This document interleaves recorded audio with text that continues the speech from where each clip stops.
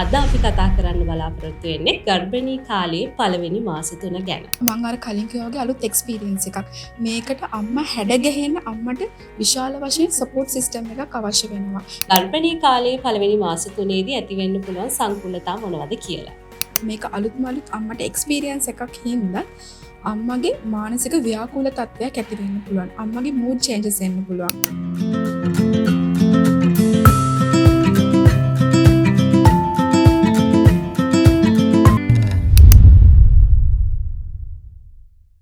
පුංචි පැටියෙක් කුසේ තියාගෙන ඉන්න කාල සීමාව කියලා කියන්නේ අම්මා කෙනෙක්ට අමතක නොවෙනම කාල සීමාවක්. ඉතින් මේ කාලේ විවිධ අපහසුතා ඇති වෙන ආතතිමය කාල පරිච්ඡේදයක්. ඒ අතරිනුත් ගර්භණී සමයේ පළවෙනි මාස 3 කියලා කියන්නේ ටිකක් අභියෝගාත්මක අවධියක්. ඉතින් අද දවසේ Kids Joy පොඩ්ඩන්ට හෙඩක් පොඩ්කාස්ට් එක තුලින් අද අපි කතා කරන්න බලාපොරොත්තු වෙන්නේ ගර්භණී කාලයේ පළවෙනි මාස 3 ගැන. වෙනද වගේම අදත් අපිත් එක්ක එකතු වෙනවා කන්තලේ මූලික රෝහලේ ළමා රෝග සහ පසු ප්‍රසව වාර්ඩුවේ වෛද්‍ය ඩොක්ටර් මන්සලි ගාලගේ බොහොම ආදරෙන් පිළිගන්නවා ඩොක්ටර් වදත් පොඩ්කාස්ට් එකට. මේ කාලෙදි කොහොමද අම්මා කෙනෙක් හොඳ මානසික සෞඛ්‍යකින් ඉන්න එක කොයිතරම් වැදගත් වෙනවද?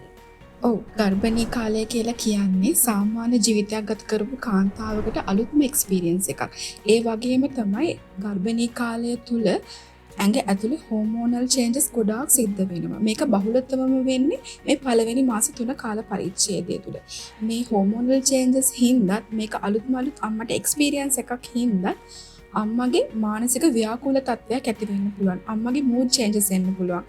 මේ හිටපු ගමන් කේන්ති යනවා, හිටපු ගමන් අඬනවා. ඒ වගේ තත්ත්ව ඇති වෙන්න පුළුවන්. ඊට අමතරව නින්දට විශාල වශයෙන් බාධා සිද්ධ වෙන්න පුළුවන්. ඊට අමතරව තමයි මොර්නින් සික්නස් තත්ත්වයන්. ඒ කියන්නේ කැම රුචිය ඇති වෙනවා, ගඳ සුවඳ යට දරා ගන්න බැරි වෙනවා, වමන යනවා, කැම කන්න බැරි වෙනවා. මේ වගේ අසනීප තත්ත්වයන් ඇති වෙන්න පුළුවන්. මේක ගොඩක්ම දැනගන්න ඕන දෙයක් තමයි මේක අතිශය නෝමල් තත්ත්වයක්. ඒ හේතුව හින්දා මේක හෝමෝනල් චේන්ජස් හින්දා වෙන තත්ත්වයක්, මේක අලුත් එක්ස්පීරියන්ස් එකක් කියන දේ Taman තේරුම් ගත්තේ නැත්නම් වෙන්නේ දරුවත් එක්ක තියෙන ඉමෝෂනල් බොන්ඩ් එකට තමයි ඩැමේජ් වෙන්නේ. ඒ හින්දා ඒ ගැන අවබෝධයෙන් ගර්භණී කාලය ගත කිරීම ඉතාමත් වැදගත්. ඩොක්ටර් දැන් අර කිව්වා මේ කාලේදී අම්මලගේ මූඩ් එක හරි ඉක්මනට චේන්ජ් වෙනවා කියලා. කොහොමද ඩොක්ටර් පවුලෙන් අම්මට මේ කාලෙදි ලැබෙන්න ඕන සපෝට් එක එයාගේ හස්බන්ඩ්ගෙන් වටපිටාවෙන් මොන වගේ සපෝට් එකක්ද මේ කාලෙදි අම්මලට විශේෂයෙන් ලැබෙන්න ඕන? ඔව්, ඇත්තටම ගර්භණී කාලේ මේ මුල් කාල සීමාව මම අර කලින් කිව්වා වගේ අලුත් එක්ස්පීරියන්ස් එකක්. මේකට අම්මා හැඩගැහෙන්න අම්මට විශාල වශයෙන් සපෝට් සිස්ටම් එකක් අවශ්‍ය වෙනවා. විශේෂයෙන්ම තමන්ගේ පාර්ට්නර්ගෙන්, තමන්ගේ ෆැමිලි එකෙන්, ඒ වගේම තමයි සමීපතම යාළුවන්ගෙන්, නෑදෑයන්ගෙන් අම්මට සපෝට් එකක් අවශ්‍ය වෙනවා. විශේෂයෙන්ම තමයි අම්මව කොයි වෙලාවකත් දැන් එයාගේ මූඩ් චේන්ජස් එක කේන්ති ගන්න පුළුවන්, අඬන්න පුළුවන්. කොයිම වෙලාවකවත් ඒ කෙනාව ජජ් කරන්න හොඳ නැහැ අපි. එයාට එයාගේ අදහස් නිදහසේ ප්‍රකාශ කරන්න ඉඩ දෙන්න ඕනේ. එයාගේ දුක මොකක්ද, සතුට මොනවද, එයාගේ ක්‍රේවින්ග්ස් එන්න පුළුවන්. මට අරක ඕනේ, මේ වගේ දේවල් කන්න හිතෙනවා. ඒ වගේ දේවල් නිදහසේ ප්‍රකාශ කරන්න අම්මට අවකාශය සලස්සලා දෙන්න ඕනේ.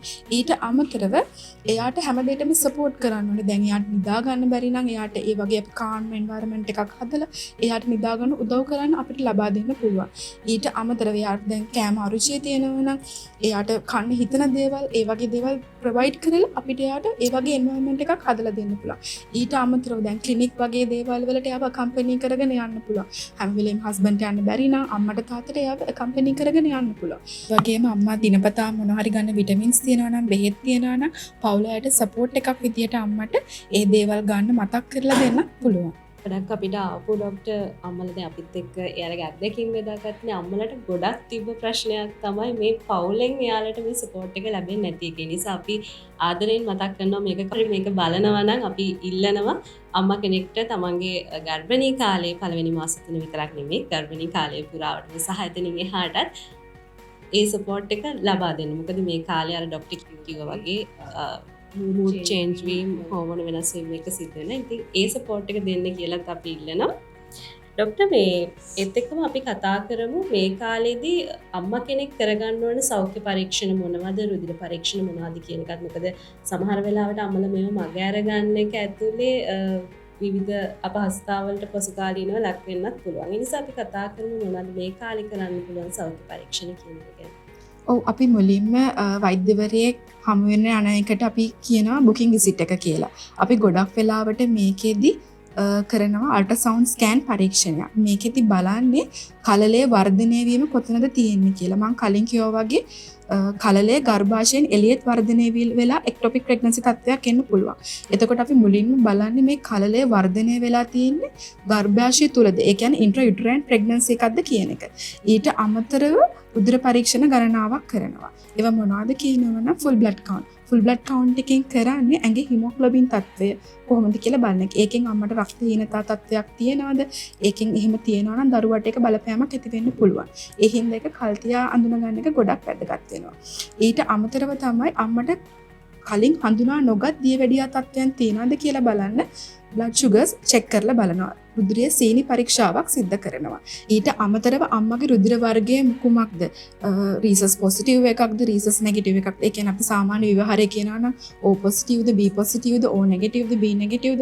ඒ කියලා රුධිර වර්ග ගණනාවක් තියෙනවා. අම්මගේ රුධිර වර්ගය අනිවාර්යයෙන්ම වැදගත් වෙනවා දරුවව ඉපදීමෙන් පස්සේ දරුවව මැනේජ් කරන්න. ඒ වගේම TSH එහෙමත් නැත්නම් තයිරොක්සින් ටෙස්ට් එක අපි චෙක් කරලා බලනවා අම්මගේ ඇඟේ තයිරොක්සින් ඌනතාවයක් තියනවද කියලා බලන්න. මොකද අම්මගේ ඇඟේ තයිරොක්සින් ඌනතාවයක් තිබ්බොත් ඒක දරුවගේ මොළයේ වර්ධනයට ඍජුවම බලපානවා. ඒ නිසා ඒක ඉතාමත් වැදගත් ටෙස්ට් එකක්. ඊට අමතරව අපි චෙක් කරලා බලනවා VDRL. එහෙමත් නැත්නම් අම්මට ලිංගාශ්‍රිත රෝග බෝ වෙලා තියනවද කියලා. මොකද ඒක ඉතාමත් වැදගත්.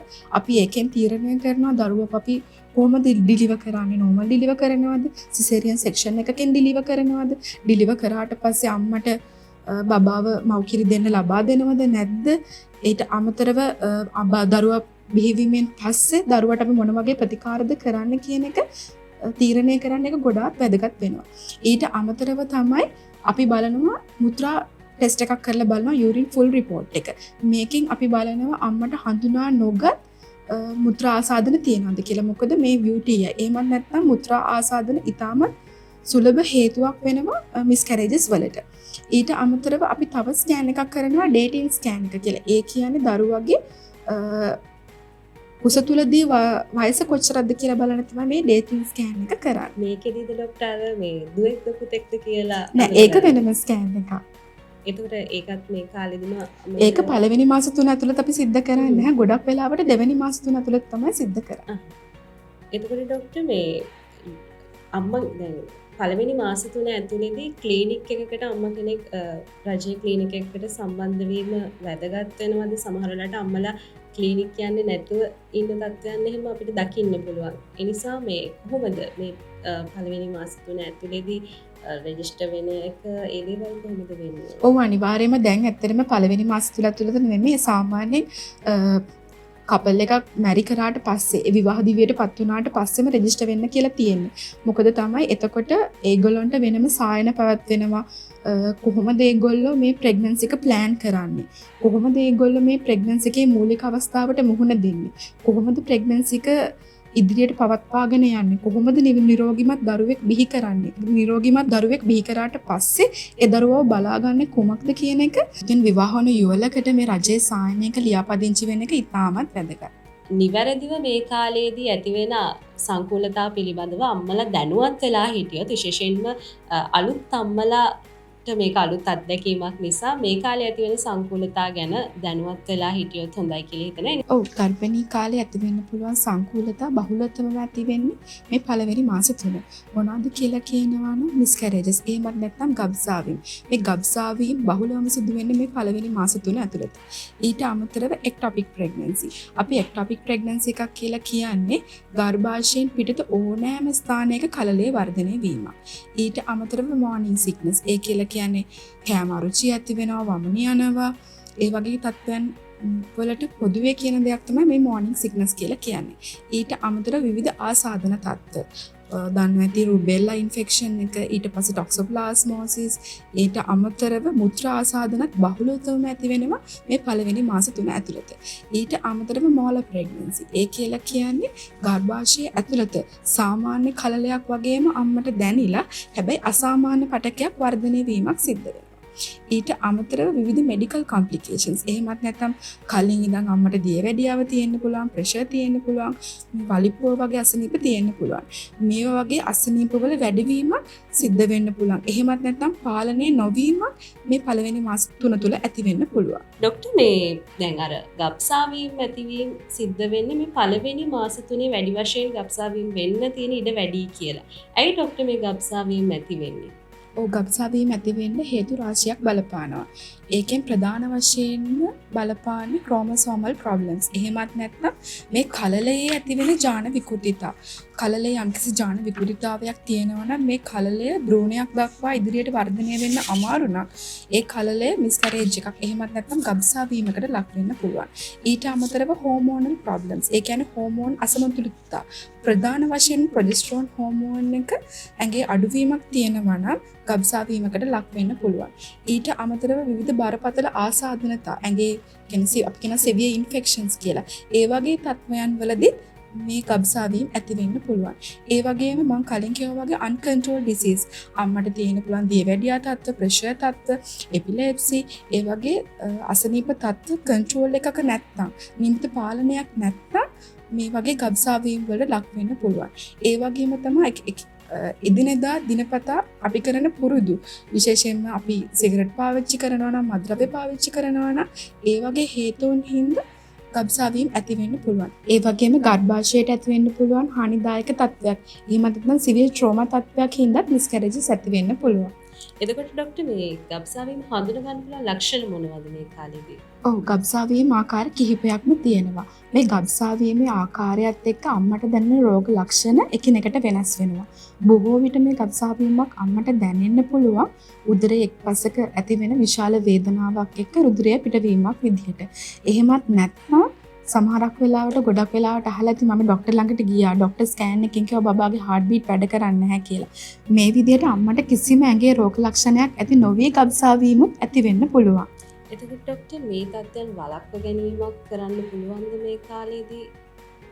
ඔව් ගබ්සාවීමක් වළක්වා ගන්න මොනවද කරන්න පුළුවන් කියලා අහුවම හැම ගබ්සාවීමක්ම අපිට වළක්ව ගන්න බෑ. ඒක ගබ්සා වෙන්න දායක වන හේතුවත් එක්ක තමයි ඒක තීරණය වෙන්නේ. උදාහරණයක් විදිහට මම කලින් කිව්වා වගේ ජාන විකෘතිතා හින්දා ඇතිවෙන සිදුවෙන්න පුළුවන් ගබ්සාවීම් අපිට වළක්ව ගන්න බෑ. ඒක කලලේ ඇති වෙන දෙයක්. එහෙම නැත්තුව අම්මගේ මෙඩිකල් කොම්ප්ලිකේෂන් එකක්. එහෙම මම කලින් කිව්වා වගේ දියවැඩියා තත්වයක්, අදිරුද්‍ර පීඩන තත්වයක්, ඒ වගේ අසනීප නියමිත කන්ට්‍රෝල් එකකින් තොරව ඒක හේතුවක් වෙනවා නම් ගබ්සාවීමට ඒ වගේ දෙයක් ප්‍රෙග්නන්සි එක ප්ලෑන් කිරීමේ කාලයේදී ඒ අසනීප තත්ත්ව කන්ට්‍රෝල් වුණොත් ඒ ගබ්සාවීම වළක්ව ගන්න පුළුවන්. ඒ කියන්නේ ගර්භණී කාලයට කලින් ඉඳලා මේක තමයි අපි කියන්නේ අම්මා කෙනෙක් හරියට තමන්ගේ දරුවෙක් බලාපොරොත්තු වෙනවා නම් ඒ වෙනුවෙන් සූදානම් වෙන්න ඕනේ. ડોක්ටර් අපෙන් අම්මලා ගොඩක් අහපු ඒ කියන්නේ ඔවුන්ගේ අත්දැකීම් ඉදිරිපත් කරද්දී අපිට කියපු දෙයක් තමයි මේ කෑම අරුචිය ඇතිවීම, වමනය ඇතිවීම වගේ තත්ත්වයන් ඇති වෙනවා කියලා ડોක්ටර් එක මතක් කරා සංකූලතා ගැන කතා කරනකොටත්. එතකොට මේ කාලෙදි මේ ඇති වෙන තත්ත්වයත් එක්ක අම්මලා ආහාර ගැනීමෙන් වැළකීලා ඉන්න එක දරුවට බලපෑමක් වෙනවද? මං කලින් කිව්වා වගේ මේ මෝර්නින් සික්නස් එහෙමත් නැත්නම් ආහාර අරුචිය ඇතිවීම ඉතාමත් සාමාන්‍යම තත්ත්වයක්. මේකට කිසිම අවස්ථාවක බිය විය යුතු නැහැ. හේතුව තමයි පළවෙනි සති 12 ඇතුළත කාලය තුල මේ කලලයට වර්ධනය වීමට අවශ්‍ය වෙන්නේ ඉතාමත් සුළු පෝෂක ප්‍රමාණයක්.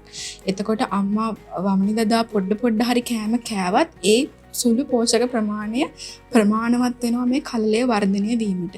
ඒ හින්දා ඒක කිසිසේත් බිය යුතු තත්ත්වයක් නෑ. හැබැයි අම්මා නොකා නොබීම ඉන්නවා නම් වතුර පොඩ්ඩක්වත් බොන්න බෑ, කෑම පොඩ්ඩක්වත් කන්න බෑ, කන හැම ප්‍රමාණයෙන්ම වමන යනවා, අම්මා විජලන තත්ත්වයකට වගේ එනවා නම් අනිවාර්යෙන්ම වෛද්‍ය ප්‍රතිකාර ගන්න. එතකොට ડોක්ටර් මොනවා හරි මේ කාලෙදි ගන්නවන විශේෂ ආහාර රටාවක් තියෙනවද අම්මලා? ඔව් අනිවාර්යෙන්ම මේ කාලේ සමබල ආහාර වේලක් ගන්න ඕනේ. හැබැයි කලින් කෑවා වගේ ලොකු ආහාර ප්‍රමාණයක් එකපාර ගන්න හොඳ නැහැ. මේ සමබල ආහාරය ප්‍රධාන කොටස් 3කට බෙදලා උදේ දවල් රැ අපි සාමාන්‍යයෙන් කෑම කනවා වගේම කන්න ඕනේ. හැබැයි පොඩි ප්‍රමාණයක්. ඊට අමතරව frequent small meals එහෙමත් නැත්නම් චුට්ටු පොඩි ස්නැක් එකක්, බිස්කට් එකක්, කෙසෙල් ගෙඩියක් ඒ වගේ පොඩි ප්‍රමාණයක් නිතර කන්න ඕනේ විශාල ප්‍රමාණයක් එකපාර කන්නේ නැතුව. ඊට අමතරව තමයි විජලන තත්ත්වය වළක්ව ගන්න අම්මට පුළුවන් වතුර දවසට අඩුම වශයෙන් ලීටර් 2-3 අතර ප්‍රමාණයක් පානය කරන්න අවශ්‍ය වෙනවා. ඊට අමතරව අනිවාර්යෙන් අර ප්‍රෙග්නන්ට් කාලේ ගන්න විටමින්ස් තියෙනවනේ ඒ ටික කන්ටිනියු කරන්න ඕනේ. විශේෂයෙන්ම ෆෝලික් ඇසිඩ් එක දිගටම බොන්න ඕනේ. ඩොක්ටර් දැන් අර මේ කාලේදී දොළ දුක ඇති වෙනවනේ අම්මලාට. එතකොට අම්මලා අරවා කන්න ඕනේ මේවා කන්න ඕනේ කියලා මේ කෘතිම ආහාර වලට යොමු වෙන අවස්ථාවක් තියෙනවා. ඒක විතරක් හොඳ තත්ත්වයක් නෙමෙයි නේද? ඔව් ඇත්ත වශයෙන්ම මොකද වර්ණක යොදපු ආහාර දීර්ඝකාලීන කල්ලි කිත්වීමේ දින තියෙන කෑම නයිට්‍රේට් වර්ග අඩංගු ආහාර විශේෂයෙන්ම කන්න හොඳ නැහැ. එතකොට ඩොක්ටර් දැන් එහෙම කන්න ආසාවක් ආවා කියලා එහෙම නොකා ඉන්න ඕනේ නෑ නේද? ඔව් අපිට පුළුවන් පොඩි ප්‍රමාණයකින් චුට්ටක් කාලා බලන්න. හරි. ඩොක්ටර් මේ එතකොට මේ මුල් මාස 3ේදී එක්සර්සයිස් කරන එක ගැටලුවක් නැද්ද අම්මා කෙනෙක්ට? නැත්නම් මොනවද රෙකමන්ඩ් කරන්න පුළුවන් ඇක්ටිවිටීස් මේ කාලේදී? ඔව් අපි දැන් ප්‍රෙග්නන්සි එක සාමාන්‍යයෙන් අපිට බෙදන්න පුළුවන් නෝමල්ද ඇබ්නෝමල්ද. ඒ කියන්නේ මොනවා හරි කිසිම කොම්ප්ලිකේෂන් එකක් නැතුව කෙනෙක් ප්‍රෙග්නන්ට් වෙන්න පුළුවන්. සමහරක් අයගේ ප්‍රෙග්නන්සි එකේ විවිධ කොම්ප්ලිකේෂන්ස් එන්න පුළුවන්. දියවැඩියා තත්ත්වයන්, ප්‍රෙෂර් වගේ තත්ත්වයන්. එතකොට මේ නෝමල් ප්‍රෙග්නන්සි එකක් තියෙන කෙනෙක්ට සුළු ව්‍යායාම් කරාට කිසි ප්‍රශ්නයක් වෙන්නේ නැහැ. ඒ කියන්නේ එයාට කෙටි දුරක් ඇවිදින්න පුළුවන්, බ්‍රීතිං එක්සර්සයිසස්, එහෙමත් නැත්නම් ශ්වසන අභ්‍යාස කරන්න පුළුවන්, යෝගා අභ්‍යාස කරන්න පුළුවන්, ස්ට්‍රෙචිං එක්සර්සයිස්. ඒ කියන්නේ ඇඟ ඇදෙන ව්‍යායාම ඒ වගේ දේවල් කරන්න පුළුවන්. හැබැයි ඇබ්නෝමල් ප්‍රෙග්නන්සි තත්ත්වයන් මොනවා හරි අසනීප තත්ත්වයක් තියෙනවා නම් සමහරක් වෙලාවට ડોක්ටර් කිව්වා වෙන්න පුළුවන් ඔයාගේ වැදෑම ගොඩක් පහත් වෙලා තියෙන. මෙන්න මේ දේවල් කරන්න එපා. අන්න ඒ වගේ තත්ත්වයන් වලදී අනිවාර්යයෙන්ම විශේෂඥ වෛද්‍ය උපදෙස් ගන්නම ඕනේ. ඉතින් අපි අද දවසේදී කතා කරේ ගර්භණී කාලයේ පළවෙනි කාර්තුව ගැන. ඉතින් මේ හැමදේම අපි ඔබත් එක්ක කතා කරන්නේ අවසානයේ නිරෝගීමත් දරුවෙක් මේ ලෝකයට බිහි වෙන්න ඕන කියන බලාපොරොත්තුව ඇතුව. ඉතින් අද දවසේ අපිත් එක්ක එකතු වුණු ડોක්ටර් මන්සලී ගාල්ලගෙට බොහොම ස්තුතිවන්ත වෙනවා අපිත් එක්ක එකතු වුණාට. මතක් කරන්න ඕනේ අපේ YouTube channel එක subscribe කරලා තියාගන්න. අපේ ඊළඟ episode එකෙන් අපි කතා කරන්න බලාපොරොත්තු වෙන්නේ ගර්භණී කාලයේ අවසාන මාස 3 ගැන. ඒ වගේම මතක් කරන්න ඕනේ Kids Joy TikTok එක වගේම Facebook එක like කරලා follow කරලා තියාගන්න. අපි දාන programs ඔයාලට බලන්න පුළුවන්. එහෙනම් අපි ඊළඟ episode එකෙන් හම්බ වෙමු.